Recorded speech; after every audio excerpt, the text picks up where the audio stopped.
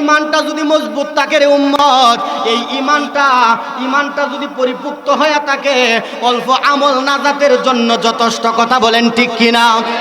আর যদি ইমান ঠিক না থাকে, ইমান যদি পরিপুক্ত না হয়, বেশি বেশি আমল করলেও কোনো লাভ হইতো না। ঠিক কিনা বলেন? এই জন্য ইমানের কয়েকটা কথা বলতেছি বাবা, একটু গভীর মনোযোগ দেন, অন্তরের কানটা লাগায়া দেন। এবার আপনি আমি কইবরের মধ্যে লাকি বিসমিল্লাহি ওয়া আলা মিল্লাতি রাসূলিল্লাহ কয়া। কথা বলেন ঠিক কিনা? বিসমিল্লাহি ওয়া আলা মিল্লাতি রাসূলিল্লাহ কয়া লাশটা কবরের মধ্যে রাখি, আর আমরা দুনিয়াতে ওই রাসূলের বিরোধিতা করি। কথা বলেন?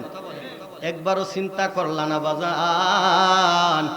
একবারও চিন্তা করলা না যেই নবীর সাথে এত দুশ্মনী করতাছো, শেষ বিদায়টা কিন্তু রাসূলের মিল্লাতে যাইতে হবে। কথা বলেন না ঠিক কিনা? নাকি আপনাদের এখানে যদি রাসূলুল্লাহ কয়, অন্য এলাকার মানুষ কি ইল্লাল্লাহ কইব? নাকি সবার জন্য এটাই? সবার জন্যই এটা। বিসমিল্লাহি ওয়া আলা মিল্লাতি রাসূলিল্লাহ। আমার মদিনার কামলিওয়ালা দয়াল নবী ডাক দিয়া কই, উম্মত যখন বিসমিল্লাহি মিল্লাতি রাসূলিল্লাহ কইয়া, বিসমিল্লাহি ওয়া আলা মিল্লাতি রাসূলিল্লাহ কইয়া তোমার আব্বার লাশটাকে যখন কইবরে রাখবারে উম্মত, তোমার আব্বা যদি পরিপূর্ণ ইমানদার হইয়া থাকে, আশিক রাসূল হইয়া থাকে উম্মত, আমি মদিনার দয়াল নবীজি মদিনাতুত তয়্যিবা থেকে রহমতের নবুয়তের ক্ষমতা বলে আমি দয়াল নবীজি দুইটা হাত বাড়ায় দিব উম্মত, আমার আল্লাহ আমার এই দুইটা হাতকে প্রশস্ত করে দিবে, তোমার আব্বার কইবরে চলে যাবে, লাশটা মাটিতে রাখার আগে আগে আমি নবী রহমতের কুলে নিয়ে নিমু। যদি ইমানদার হইতে পারি, ইমানদার না হইলে লাশ নবী কবর কুলে লইব? লবে না। তাহলে ইমানদার হইতে গেলে কি লাগবে? নবীরে ভালোবাসতে হবে। দুনিয়াতে যদি নবীর বিরোধিতা করি, দুশ্মনী করি, ওই কবরে কিন্তু আমার নবী আপনি আমাকে পার করবে না। কথা বলেন ঠিক কিনা? কারণ কঠিন হাসরের দিনে আখেরি নবীজি বিনে পাপী উম্মত কে করিবে পার? আছে কেউ? নবী ছাড়া আছে কেউ? ওরে যত আল্লাহর নবী রবে, নাফসি নাফসি বলবে সবে, কাঁদবে সবাই হইয়া লাচার। আল্লাহু আকবার বলেন। ওরে যত আল্লাহর নবী রবে, নাফসি নাফসি বলবে সবে, কাঁদবে সবাই হইয়া লাচার। এমন কঠিন নিদান মাই চিনবে না গর্ভের সন্তান। সুবহানাল্লাহ বলেন। ওরে এমন কঠিন নিদান মাই চিনবে না গর্ভের সন্তান, স্বামী না চিনিবে পরিবার। আল্লাহু আকবার বলেন। ওরে ওই দিন বাঁচাও বাঁচাও উঠবে দনি, সেদিন নবী গুণমণি উম্মত বলে করিবেন চিৎকার, পাপী উম্মত কে করিবে পার। সুবহানাল্লাহ বলেন। আমার দয়াল নবী, মায়ার নবী, রাহমাতাল লিল আলামিন, কেমন নবী রে বাবা! ওই দয়াল নবী দুনিয়াতে উম্মতের জন্য কাঁদলেন, এখনো রওজা শরীফে উম্মতের জন্যই কাঁদেন। কঠিন কাল হাসরের ময়দানে উম্মতরা যখন পাগল পারা হয়ে যাবে, উম্মতরা আদম নবীর কাছে দৌড়ায়া যাইব, ও আদম নবী আপনি তো আমাদের আদি পিতা, আজকে এই কঠিন মহাবিপদের দিনে আপনি আমাদের জন্য আল্লাহর কাছে একটু সুপারিশ করেন। আদম নবী বলবেন, না না না, আমি আজকে তোমাদের জন্য কিছুই করতে পারবো না, তোমরা ইব্রাহিম নবীর কাছে যাও। ইব্রাহিম নবীর কাছে যাইবেন, ইব্রাহিম নবী আরেকজনের কাছে পাঠাইবো, আরেকজনে আরেকজনের কাছে পাঠাইবো। এইভাবে ঘুরতে ঘুরতে ঘুরতে ঘুরতে 50,000 বছর পর্যন্ত ঘোরা লাগবো। কয় হাজার বছর? 50,000 বছর পর্যন্ত ঘুরাইব। অবশেষে লাস্টে দিয়ে আমার নবীর কাছে পাঠাইবো। সুবহানাল্লাহ বলেন। আমার নবীরে যাইয়া দেখবো সেজদার মধ্যে পড়ে রইছে, উম্মতেরা ডাক দিয়া কইব, নবী গো, ইয়া রাসূলুল্লাহ, আজকে তো এই কঠিন কাল হাসরের ময়দানে কোন নবী রাসূলরা আমাদের জন্য আল্লাহর দরবারে সুপারিশ করে নাই।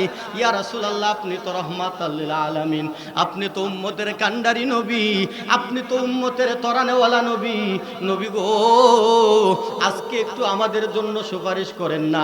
আমার নবী ডাক দিয়া বলবো, উম্মত রে, আমি তো দয়াল নবী এতক্ষণ জবান দইরা তোদের জন্যই চিন্তা করতেছি, তোদের জন্যই অপেক্ষা করতেছি রে উম্মত।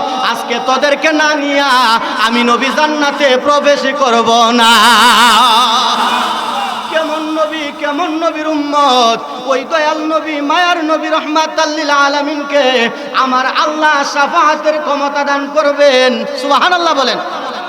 দয়াল নবীকে শাফাআতের ক্ষমতা দান করবেন।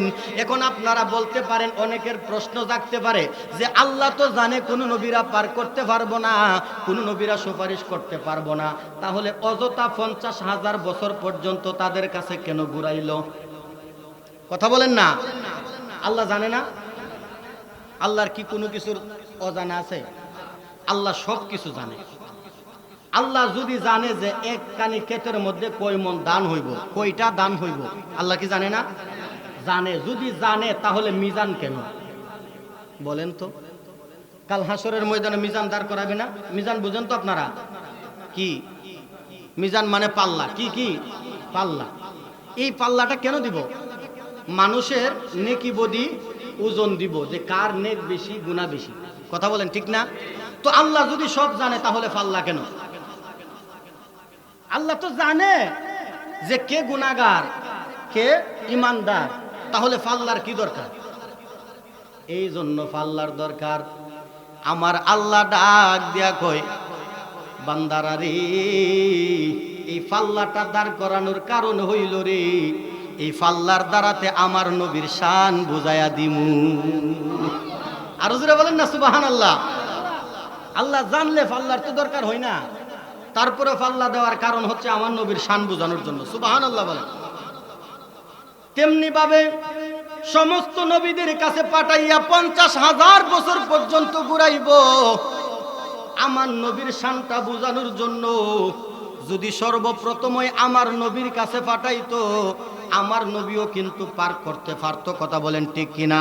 কিন্তু এখন বর্তমানে যেই দুশ্মনে রাসূলরা আছে রে বাবা, ওই হাসরের ময়দানে এই দুশ্মনে রাসূলরা কইতো কি জানেননি? ওই দুশ্মনে রাসূলরা কইলো, এটা তো আদম নবীও পারলো। কথা বলেন না। এই দুশ্মনে রাসূলরা কইলো কি যে এটা তো আদম নবীও পারতো। এই জন্য আমার আল্লাহ তাদের কাছে আগে ফাটাইয়া দেখাই দিছে, দেখ আদম নবী যেটা পারে নাই, ইব্রাহিম নবী যেটা পারে নাই, ইসমাইল নবী যেটা পারে নাই, নূহ নবী যেটা পারে নাই, এটা আমার নবী আখিরি নবী পারে। কথা বলেন না ঠিক কিনা? এই জন্য আমার আল্লাহ 50,000 বছর পর্যন্ত সমস্ত নবীদেরকে দিয়া আগে মানে জগতের মানুষদেরকে জানাই দিবে যে দেখ কেউ পারে না, কিন্তু আমার নবী পারে। কারণ আল্লাহ তো জানে দুশ্মনের রাসূল ছিল, আছে, থাকবে। কথা বলেন না ঠিক কিনা? যারা দুশ্মনের রাসূল, যারা গুস্তাখের রাসূল, তারা সব জায়গায় নবীর দুশ্মনী করবে। কথা বলেন ঠিক কিনা? এই জন্য বাবা, আমার নবীজির শানটা কেমন, আমার দয়াল নবী মায়ার নবীর শানটা কেমন। অনেকেই বলে আমার নবী মরে গেছে, পচে গেছে, মাটির সাথে মিশে গেছে। নাউজুবিল্লাহ। আমি বলতেছি বাবা, কোনো মানুষ মরে না।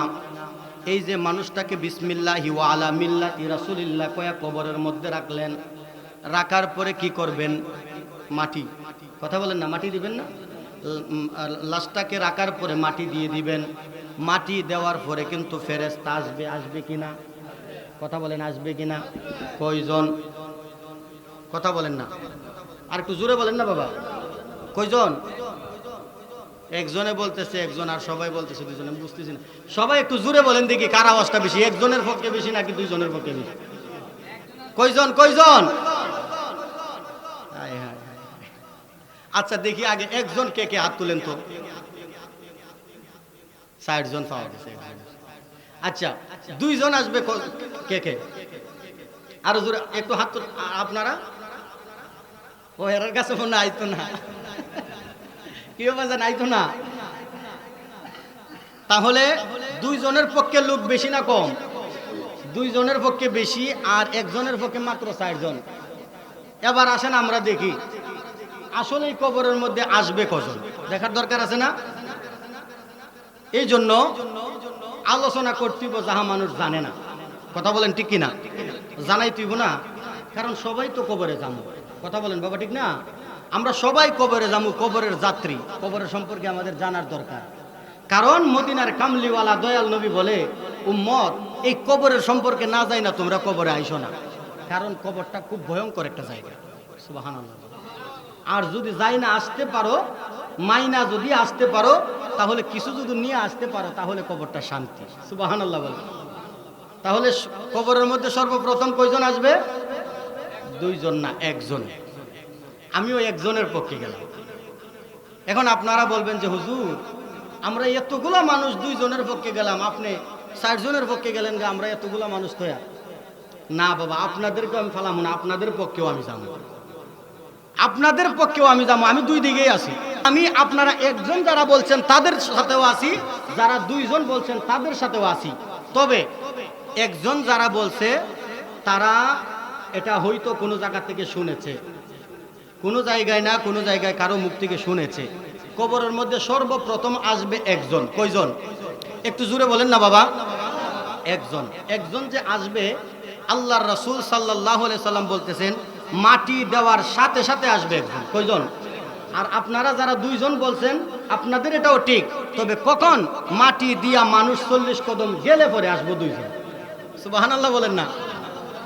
মাটি দিয়া মানুষ 40 কদম যাওয়ার পরে আসবো কয়জন? দুইজন। আর মাটি দেওয়ার সাথে সাথে আসবো একজন। যে আসবে নাম কি? রোমান ফেরেশতা। সুবহানাল্লাহ বলেন।